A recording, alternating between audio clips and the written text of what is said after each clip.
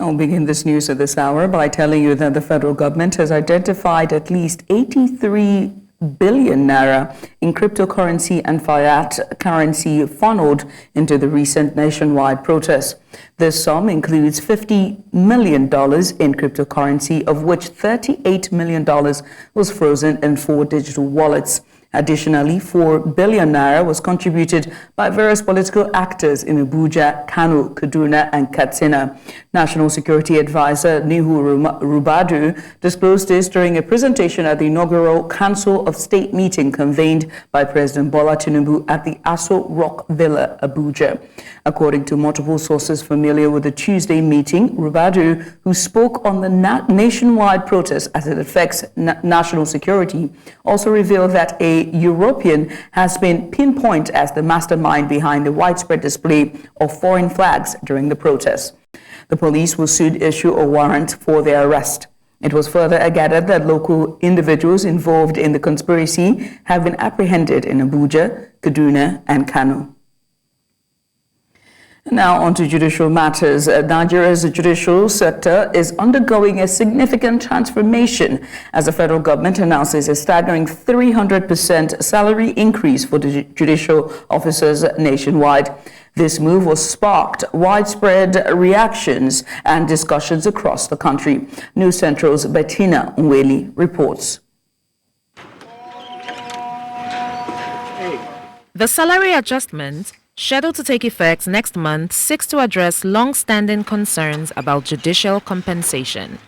While some view this increase as essential for attracting and retaining qualified judges, others are questioning the timing and potential implications of such a substantial raise. The 300% increase right now is wrong because the president is trying to buy the judiciary over, and the judiciary will not have any say. By so doing, it will have control over the judiciary. Our judiciary will be paralyzed. In the government, we have 3 arms of government: the executive, the judiciary. So if we now go to only the judiciary to increase, that means this government wants to suppress the law of the land.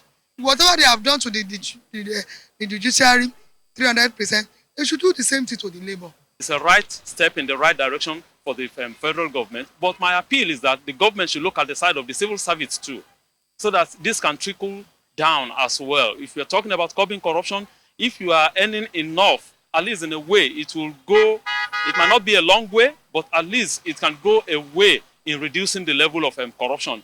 The increase in judicial officers' pay is undoubtedly a bold and necessary step. Ensuring that judges receive fair compensation for their crucial role in upholding the rule of law is essential.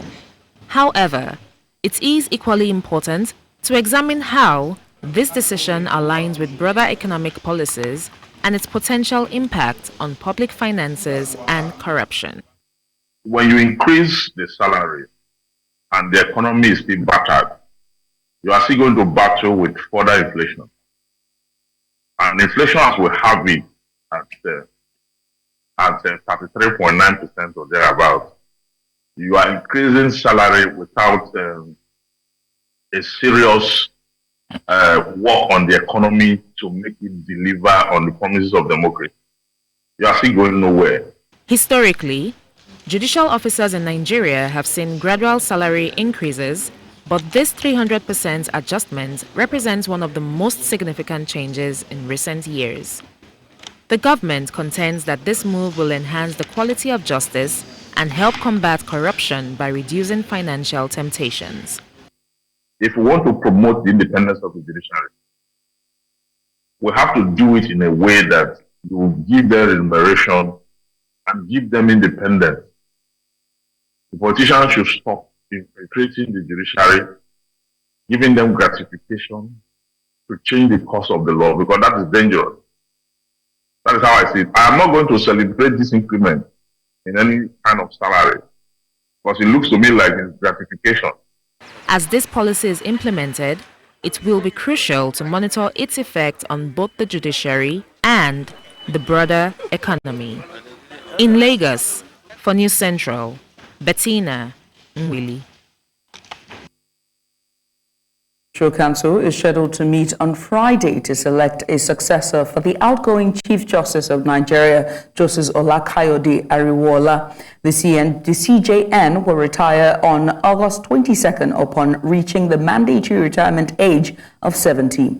An anonymous official who was not authorized to speak to the press revealed that the NJC's chosen candidate will be forwarded to President Bola Tinubu for final consideration. Currently, there are 21 justices on the Supreme Court. In keeping with long-standing tradition, it is expected that the most senior justice will be appointed as the new Chief Justice.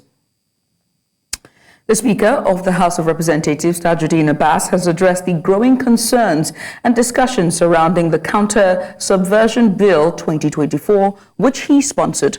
This comes in response to various reports circulating in the media regarding the purpose and implications of the proposed legislation. The Speaker, in a statement by his media aide, Musa Krishi, on Wednesday, expressed his appreciation for the interest Nigerians have shown in the bill, acknowledging that it touches on critical aspects of national security. However, he emphasized the need to clarify several points to ensure that the bill or the public has an accurate understanding of the bill's intent and legislative process. Moving away from that now, Nigeria's Minister of Information has tasked staff of the ministry to ensure public trust in their communication with citizens. The minister, during a retreat for the ministry staff in Abuja, urged them to work towards delivering on the mandate set by the President Bola Tinubu, and fulfill expectations required by the Renewed Hope agenda.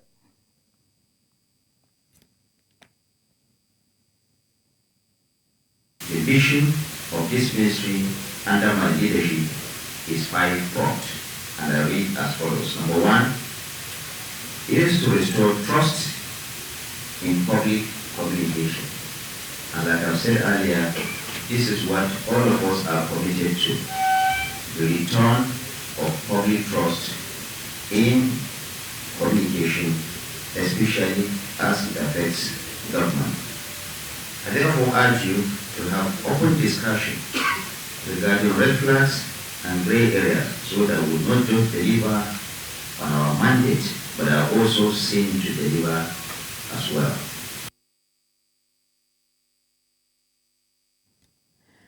The reinstalled Deputy Governor of Edo State, Philip Shuaibu, has criticized Governor Godwin Obaseki's administration for accusing him of impersonation and forgery. After news broke of Shuaibu's return to office, the Edo State government alleged that he was impersonating the position of deputy governor, citing that the court judgment reinstating him had been appealed with a stay of execution obtained. The government also accused Shuaibu of attempting to destabilize the administration and incite chaos. In response, Shuaibu's chief press secretary, Musa Ebumene, condemned the Edo State Commissioner for Communication and Orientation, Chris Nahikere, for the impersonation claim. He said that the commissioner's remarks were an affront to the judiciary and a blatant violation of the valid court order issued on July 17th. Earlier on this bulletin, we told you about the federal government's move for the Nigerian judicial sector as they undergo a significant transformation as the federal government announces a staggering 300% salary increase for judicial officers nationwide. And so to discuss the effects and the implications of this increment, we're being joined by constitutional lawyer and public affairs analyst Kabir Kabir. Kabir, thank you so much for coming and appreciate you for doing this with us. Let me get started by asking about what you think the effect of this 300% increase in salaries and allowance for judicial officers or officials will have on the independency of the judiciary in Nigeria. I can tell you it will go a long way in ascertaining more the independence of the judiciary. Although judiciary, by the Constitution, has been made to be independent, so also the men that man those courts. So, but with this increment, I think people can now say, okay, we are being paid for what we are doing. No amount of money can be too much for the civil servants who are manning this course, because you can be surprised that in this 21st century, our judges are still writing in long hands, except in Lagos that we have some, development and all that, some, innovations about technology and all that. But I think with this increment, which was long overdue because their salary was last increased 17 years ago, which was a long time, given the galloping inflation that we have had over the years, given the number of the low in power, in purchasing power of our naira, yet they are being paid a paltry sum. But with what they are paying them now, at least, it's not yet to Urudo, but it's something to really write home about. And because the CJN will be earning about 6.3 million per month, while the other justices of the Supreme Court will be earning like 4.8 or thereabout. Per annum of the CJN will be about 54 million, while those of the other judges will be about 60 million. And I think this is something, at least, compared to what some of the lawmakers, collect as well. This is not a matter of comparison. However, they do a lot more in upholding the cause of justice. And again, if they are being paid well, tendencies are that if there had been corruption before, if there have been some allegation of this and that, I think it will pan down so well now. I think the judges can laugh now. The justices can laugh now. Kabir, there's been a lot of criticism about, the 300% increment. And, many critics and observers and analysts have said that this is a state capture if you're going to be increasing their salaries. And what kind of look would it give to other government Nigerian workers? I mean, take, for example, the NLC and the implications. You're saying 300% increment compared to the Nigerian government workers. Some of the Nigerian government workers, should similar adjustments be made for other public servants? What would you say to that? Well, I would have loved a situation whereby the workers are paid adequately for what, for the job they are doing as well. Because what is source for the goods is also source for the gander. I would not be one of the people who will support it, because the judiciary, they should pay them and the pay is okay for them, but it's not okay for other people. I don't think so. However, we should also think that one step after the other, a long journey comes to an end, and Rome was not built in a day. The government that has started this one can still do more. They should go, they should, vent their touchlight on other areas of the economy, like the civil service, and some other things like the NLC have been demanding. They should do something also for the workers, so that they will not think, it's only the judges that you care for, it's only the justices that you think are deserving of better pay. No, it shouldn't be so. However, some of the people that are criticizing the increment of this salary of judges or justices should also think about the amount of money being paid allegedly to the legislators. Nobody has been making any issues out of this. Why should it now be different when it is the turn of the judiciary? I am not saying that they are not entitled to their own thing, but they should fight for that one, because it's a different thing when you are saying the judges are not entitled to this amount. But if they are entitled to it, all they need to do is to fight for the emancipation of the civil servant from the shackles of poverty. And do you think that NLC isn't fighting enough? I mean, we just saw a long back and forth with negotiations and picketing and just protests from the NLC, from the sit-at-home to the strike, them fighting for a number that have now come to an agreement of 70,000 naira. But away from that, because we're pressed for time, we see the judicial system of Nigeria, a very slow system. We see the hold-ups in the system when it comes to cases being prosecuted and even seeing their day in court as fast as quickly. Are there any legal or ethical concerns regarding the significant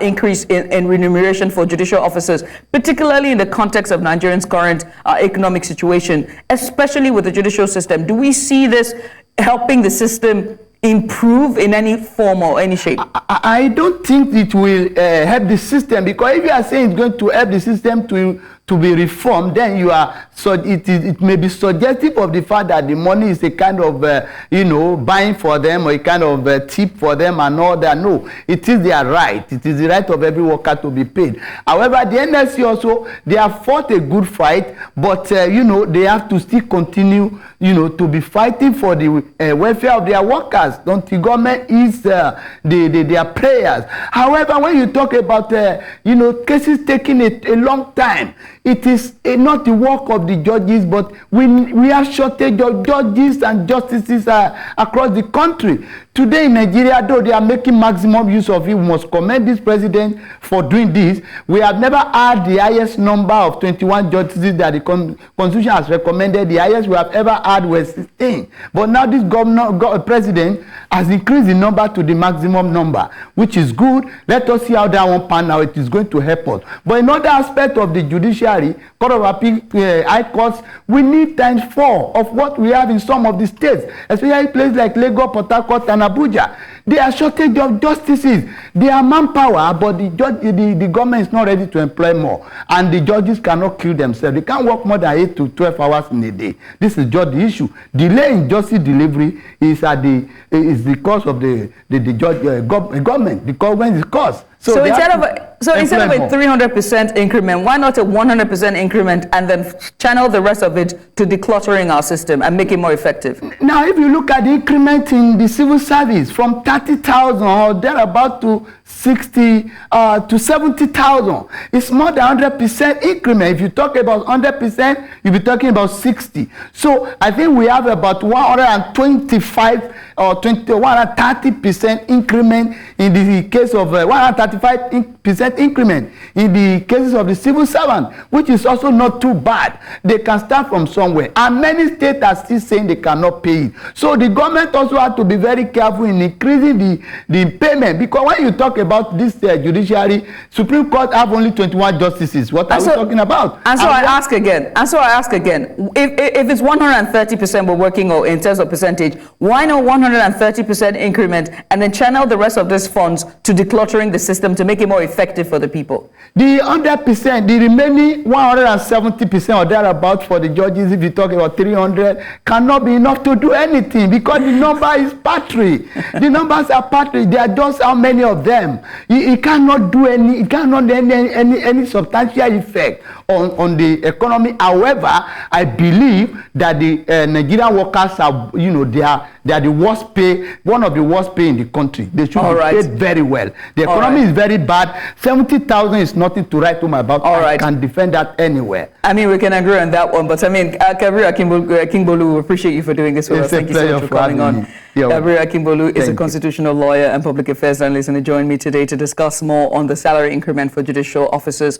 We switch gears now to the energy sector. The Nigerian National Petroleum Corporation Limited has clarified its decision to divest its 7.2% stake in the Dangote Refinery. In a recent interview posted on YouTube, NNPC's Chief Corporate Communications Officer, Olufemi Shoneye, explained that the corporation opted to reallocate its investment towards projects across the country. After recognizing that compressed natural gas is a more affordable and sustainable energy alternative for Nigerians, Shoneye also emphasized that NNPC had no involvement in any sabotage of the Dangote Refinery, noting that it would be counterproductive for the corporation to undermine the plant.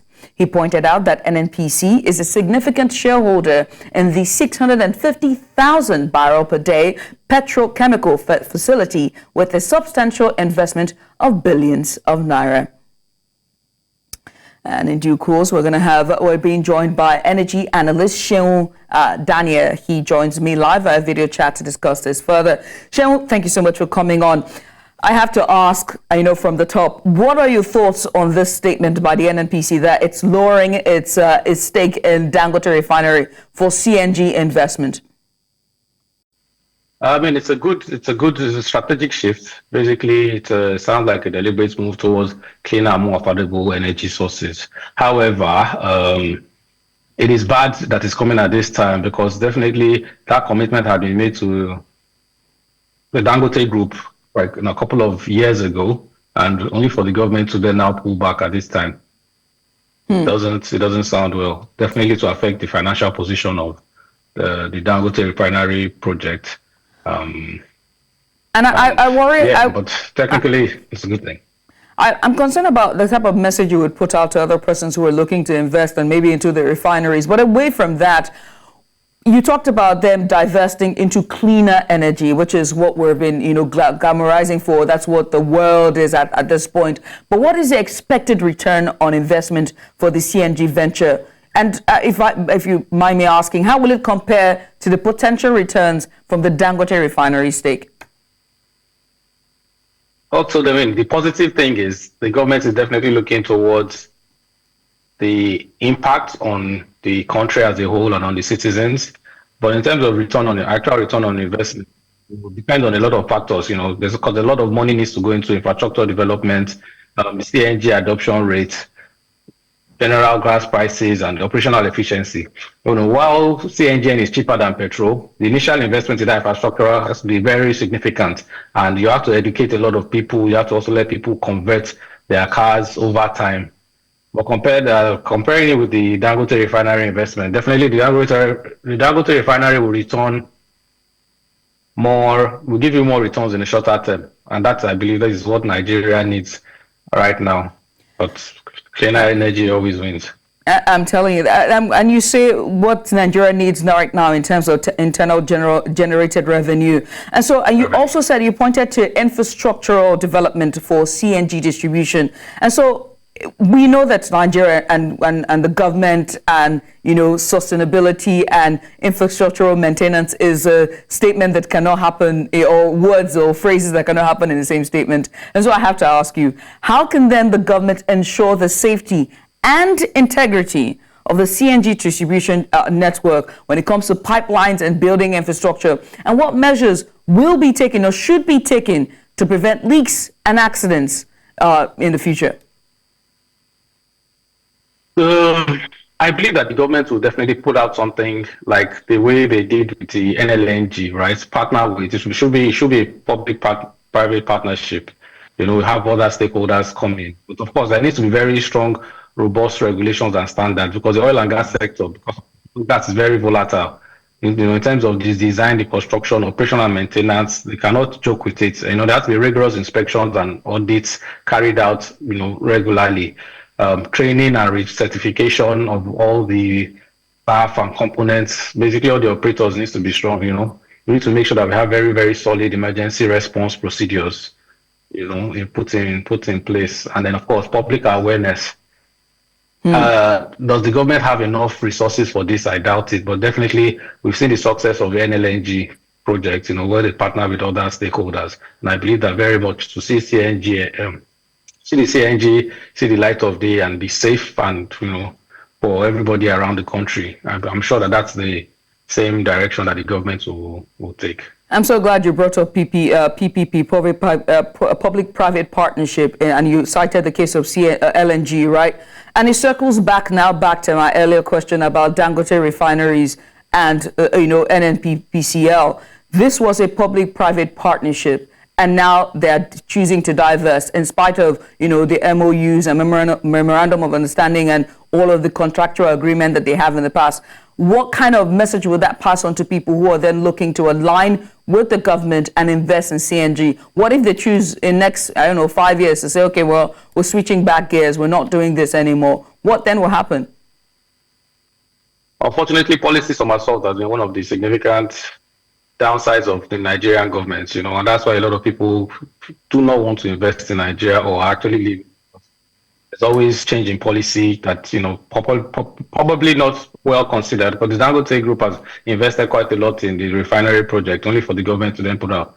For people who want to have, public-private partnerships with the government only needs to come in the aspect of providing clear regulation, maybe providing things like manpower, providing things like land assets and whatnot, so that people will not expect anything, out of.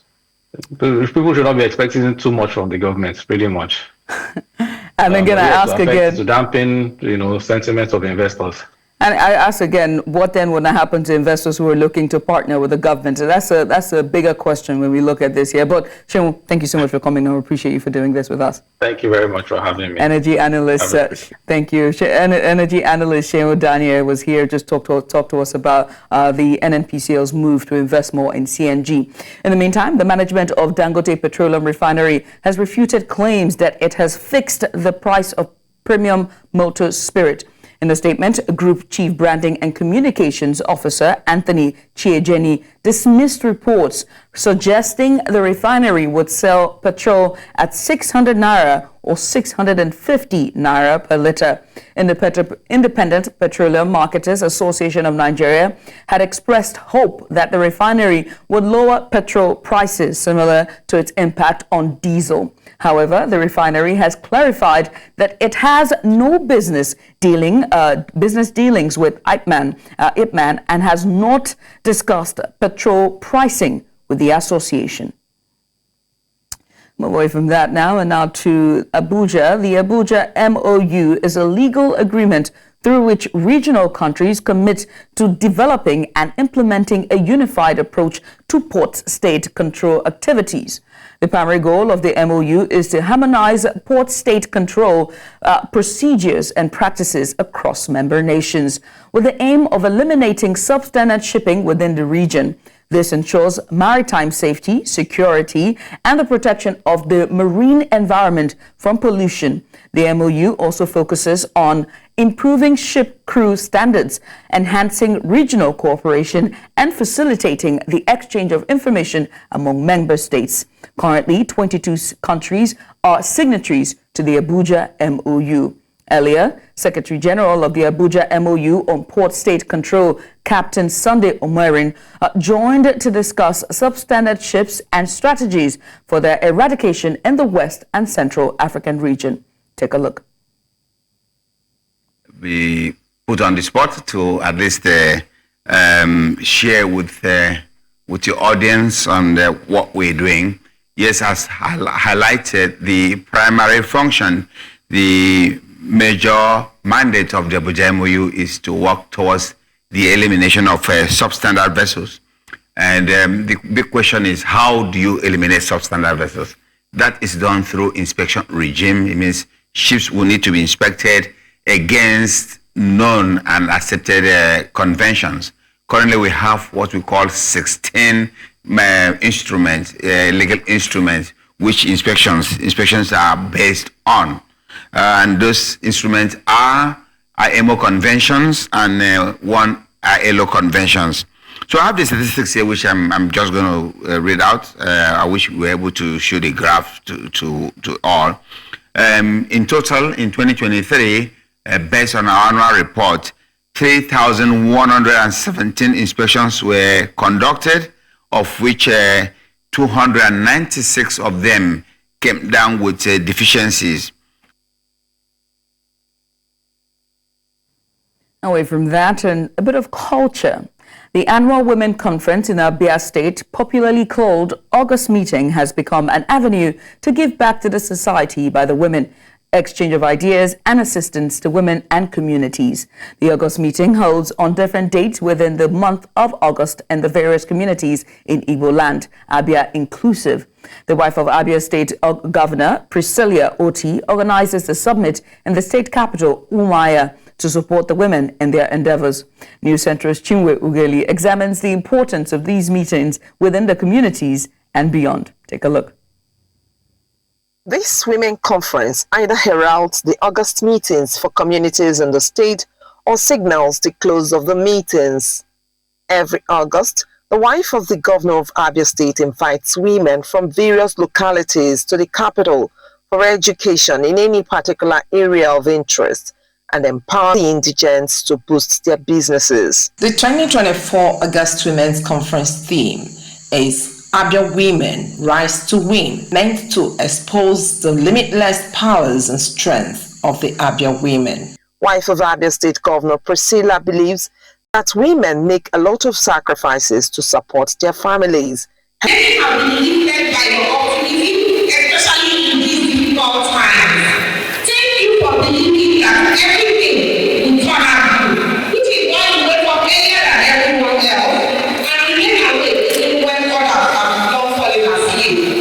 Governor Alex Oti and Commissioner for Women Affairs, Blessing Felix, say women play pivotal roles in shaping the society. At a time of serious economic difficulties such as this, the managerial capacity of our women has proven very useful in the survival of many families. Today, therefore, provides us a great opportunity to say thank you to our mothers and wives for keeping us from sinking, for always offering reliable life jackets. This conference provides a unique opportunity for us to engage in critical discussions, empower ourselves, and network and also collaborate.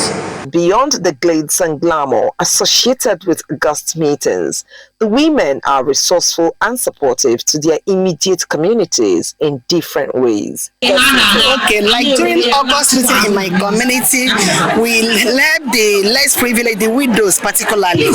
Then we normally have something for the community, either giving out chairs to the schools, school books, or grading of roads. You go to various villages. Women have built health centers. In my own village in particular, we women built our own health centers and we are still maintaining it. August meeting now. At least someone in this teacher, the Chanamba, na Abia together. Yes, one in the village. Iye Hamutara from Ebehabi number. The Women August meeting has come to stay, even as it has improved with time in content and purpose across Igbo land. In Omahefon Central, Chinwe Ugele. And the news continues in North Africa as Tunisia gears up for its first presidential election since President Kais Saied's 2021 power grab. Human Rights Watch says it found out that at least 5 media professionals are currently behind bars for their work or opinions. And according to the National Syndicate of Tunisian Journalists, at least 39 cases have been brought against journalists for their work since May 2023, including under the Repressive Decree Law 2022-54 on cybercrime and the 2015 Counter-Terrorism Law. In May and July 2024, prominent journalists Borhan Bayassis and Murad Zagidi, as well as lawyer and pundits Sonia Damani, were sentenced to 1 year in prison under the cybercrime law.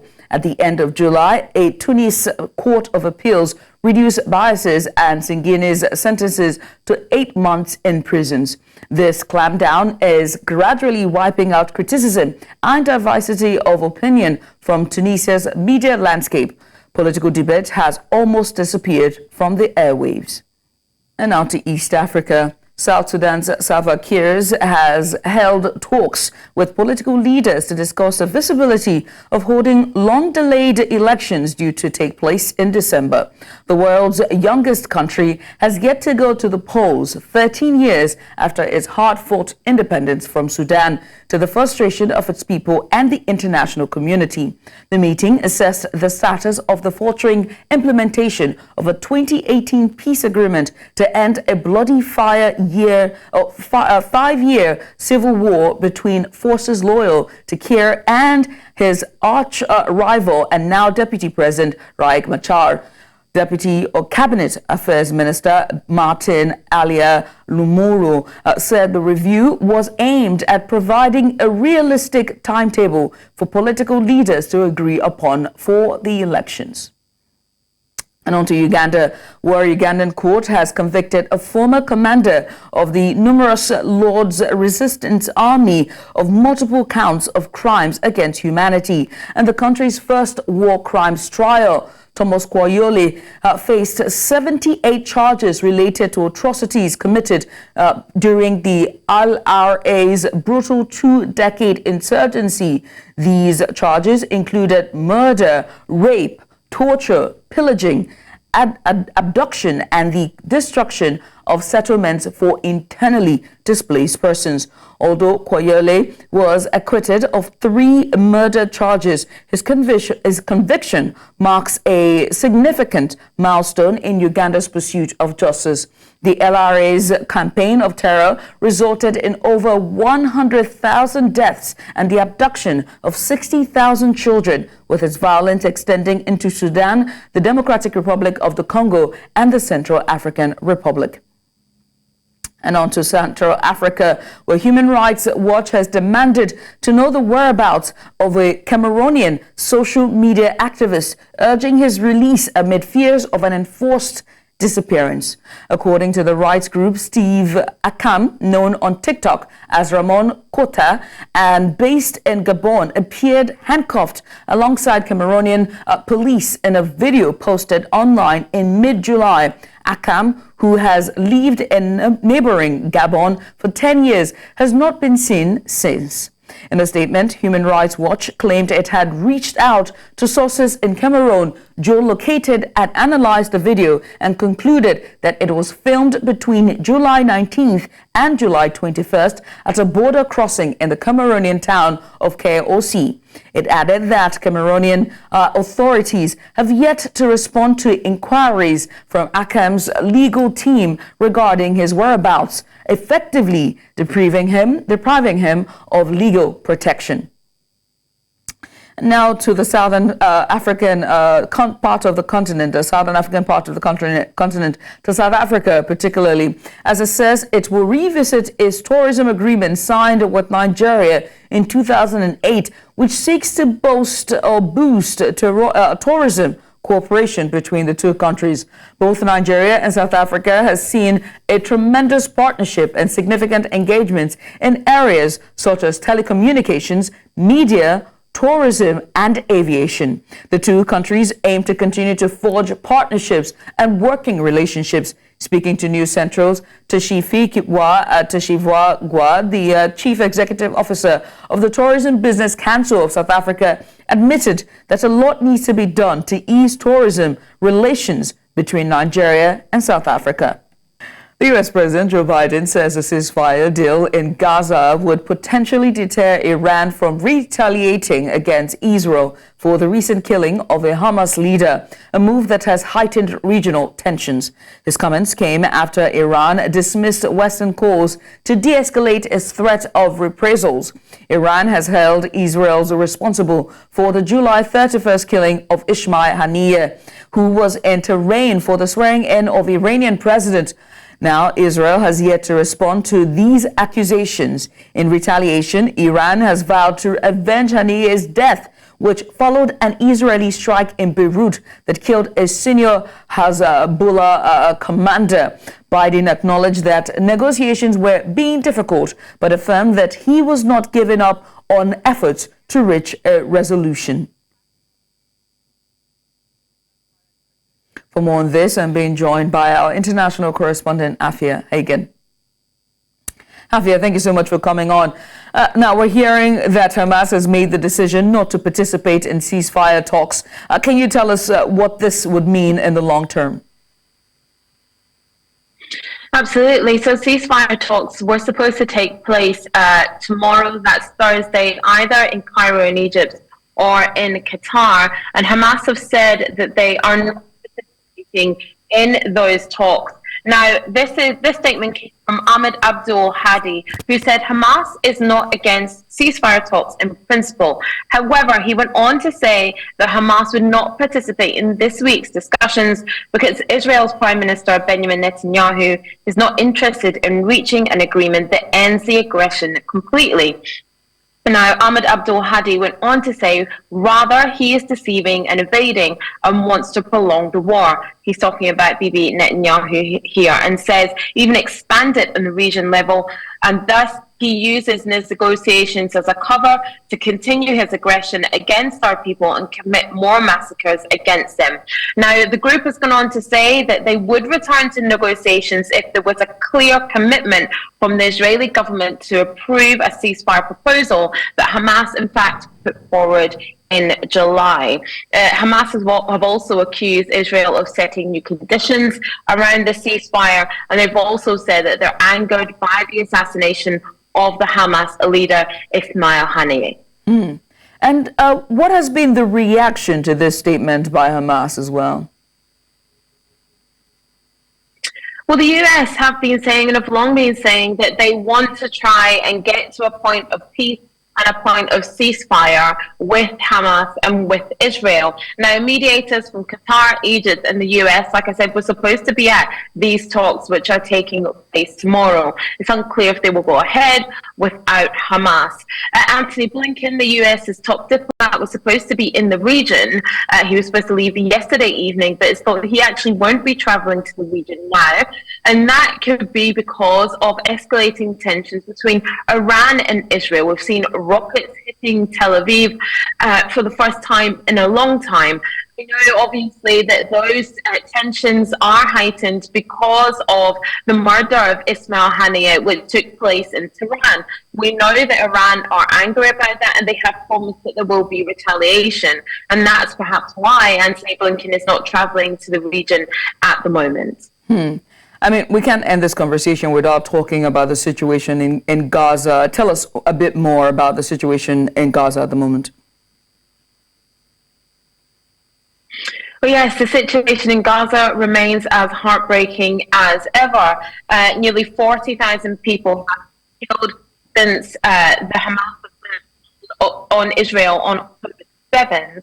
Now, yesterday, a very heartbreaking story emerged of a father who went to register the birth of his twin babies who'd been born the day before. And while he'd gone to register the birth, his neighbors called him to tell him that the house that his twin children who'd just been born, his wife and his mother in, had been bombed, and they in fact had all perished. Now, the Gaza Health Authority is saying that there have been 150 babies that have been born and then killed in the war that's taking there at the moment, and hundreds of people killed daily with exchanges of fire with Israel and with Hezbollah. On that side of the Middle East, those tensions are rising as well. So like I said, nearly 40,000 people killed in Gaza, hundreds of people being killed in that border area between Lebanon and Israel, and it needs the ceasefire talks to go ahead for the situation to de-escalate, but it doesn't look like that's going to happen anytime soon. Well, we wait to see what would be the future for Gaza, Iran, and of course Israel, and whether or not U.S. can be able to mediate in a manner that suits everyone and the world at large. Well, Afia, many thanks for doing this with us. And that's Afia Hagen, our international correspondent, talking a bit more on the situation in Gaza. And that's all at this hour for News Now. But before we go, let's take another look at some of the major stories. Nigerian government has blocked 83 billion naira protest funds, arrested political collaborators. Speaker Tajudeen Abbas has defended the controversial Subversion Bill. And we also told you that South Sudan leaders have held talks on election visibility. Now remember that you can send us your eyewitness report to the WhatsApp number now showing on the screen. And while you're at it, make sure to follow us on social media. We're at News Central TV. You can also watch News Central live on DSTV channel 422, Star Times channel 274, Avo TV, and YouTube. Many thanks for watching. I'm Judith, Atibi.